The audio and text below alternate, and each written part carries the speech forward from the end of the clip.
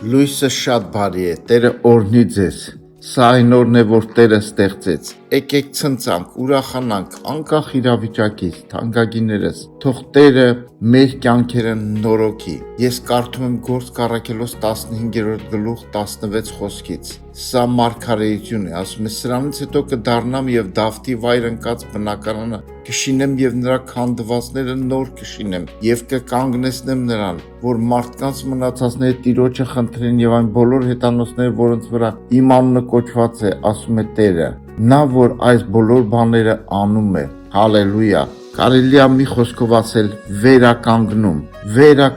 սիրնես, միգուցե մենք էլ, մեր բնակարանը, մեր ներսը քանդված է, կոտրված ենք, վերքեր կան, թող Տիրոջ հոգին, սիրնես, վերականգնի մեր ներսը, այսօր խորհիր սրա մասին, դու տես քո ներսում ինչ կա եւ ասում է, որ խնդրեն Տիրոջը, խնդրի Տիրոջը, Տիրոջ հոգուն, որ քեզ զորություն տա, ուժ տա, ինքն էլ գործի, ներգործի քո մեջ, կամենալն ու անելը դնի քո մեջ, տեսնի ինչն է պատճառը, որ մեր ներսում այդքան խնդիրներ, խոցեր, վերքեր կան, թող Տերը վերականգնի իրականում, մենք կատարյալ կանգնենք Տիրոջ առաջը, ոչ թե տրտունջներով, այլ իրականում ուրախությունով, փառք տանք Տիրոջը, բժշկված ու ազատագրված, մաքրված, Տեր Հիսուսի անունով, ամեն։